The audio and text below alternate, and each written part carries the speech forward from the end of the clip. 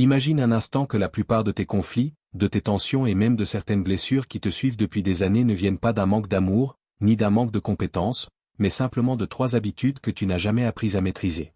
Imagine que ces 3 clés puissent transformer l'ambiance dans ton foyer, apaiser tes relations avec tes parents, ton conjoint, tes enfants, mais aussi améliorer profondément tes rapports avec tes collègues, tes employés ou tes responsables. Ce qui est fascinant, c'est que ces clés ne viennent pas d'un livre de développement personnel moderne. Elles nous ont été enseignées il y a plus de 14 siècles à travers le Coran et l'exemple du prophète paix et bénédiction soit sur lui. Et pourtant, malgré leur simplicité apparente, la majorité des gens les négligent chaque jour. Reste bien jusqu'à la fin, car la 3e clé est probablement celle qui a le pouvoir de changer le plus radicalement tes relations, et elle est aujourd'hui plus nécessaire que jamais. Il y a quelque temps, un homme se plaignait constamment de ses relations. À la maison, il se disputait avec son épouse. Avec ses enfants, le dialogue était difficile. Au travail, les tensions étaient fréquentes. Il avait l'impression que tout le monde était devenu compliqué autour de lui. Puis un jour, il a commencé à se poser une question honnête. Et si le problème n'était pas toujours les autres? Cette question est difficile. Elle demande du courage. Mais c'est souvent là que commence le changement. La première clé est la maîtrise de la parole. Combien de relations ont été détruites par une phrase prononcée sous l'effet de la colère? Combien de familles ont été divisées à cause de mots qui n'auraient jamais dû sortir? Combien de collègues cessent de se respecter à cause d'une remarque blessante? Allah dit dans le Coran de parler aux gens avec bonté. Le prophète paix et bénédiction soit sur lui a enseigné que celui qui croit en Allah et au jour dernier doit dire du bien ou se taire. Réfléchis à cela. Une seule phrase peut détruire des années de confiance. Mais une seule phrase peut aussi réparer un cœur brisé. Lorsque ton enfant commet une erreur, lorsque ton conjoint te déçoit, lorsque ton collègue fait quelque chose qui t'agace, la réaction instinctive consiste souvent à répondre immédiatement. Pourtant, les croyants les plus sages apprennent à ralentir. Ils comprennent que toutes les vérités ne doivent pas être dites de la même manière. Ils savent que la douceur ouvre des portes que la dureté ne pourra jamais ouvrir. Le prophète paix et bénédiction soit sur lui a expliqué qu'Allah aime la douceur dans toute chose. Imagine un foyer où chacun surveille ses paroles avant de parler. Imagine une entreprise où les critiques sont formulées avec respect et bienveillance. Imagine combien de problèmes disparaîtraient simplement grâce à cette première clé. Mais la parole seule ne suffit pas. Car parfois, même lorsque nous parlons correctement, les conflits continuent. C'est ici qu'intervient la 2e clé. La capacité à pardonner.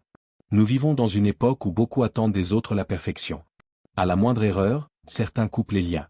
À la moindre déception, certains ferment leur cœur. Pourtant, aucun être humain n'est parfait. Pas toi. Pas moi. Pas les membres de ta famille. Pas tes collègues. Personne. Allah décrit les croyants comme ceux qui maîtrisent leur colère et pardonnent aux gens. Remarque que ces 2 qualités sont liées. Car il est impossible de pardonner tant que la colère contrôle le cœur. Pardonner ne signifie pas approuver l'injustice. Pardonner ne signifie pas oublier systématiquement. Pardonner signifie refuser de laisser la rancune diriger sa vie. Certaines personnes portent en elles des blessures vieilles de 10 ou 20 ans. Chaque souvenir ravive la douleur. Chaque rappel réveille la colère. Pendant ce temps, elles continuent de souffrir. Le pardon est souvent plus bénéfique pour celui qui pardonne que pour celui qui est pardonné.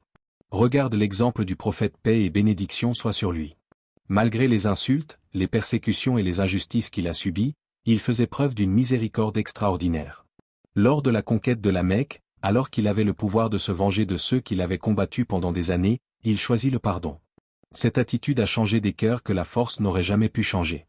Dans nos familles aussi, beaucoup de tensions disparaîtraient si chacun acceptait de faire un pas vers le pardon. Parfois, ce n'est pas l'autre qui fera le premier pas. Parfois, c'est à toi de le faire. Et c'est souvent ce geste qui ouvre la porte à la réconciliation. Mais il existe une 3e clé. Et c'est probablement la plus profonde. Car elle agit à la racine de presque tous les conflits. Cette clé est l'intention sincère pour Allah.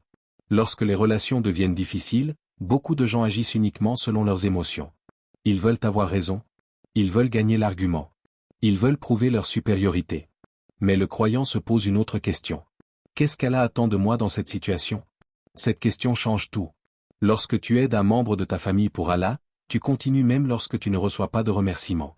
Lorsque tu fais preuve de patience pour Allah, tu persévères même lorsque personne ne remarque ton effort. Lorsque tu pardonnes pour Allah, tu cherches une récompense plus grande que la simple satisfaction personnelle. L'intention sincère transforme les actes ordinaires en actes d'adoration. Une conversation avec son conjoint.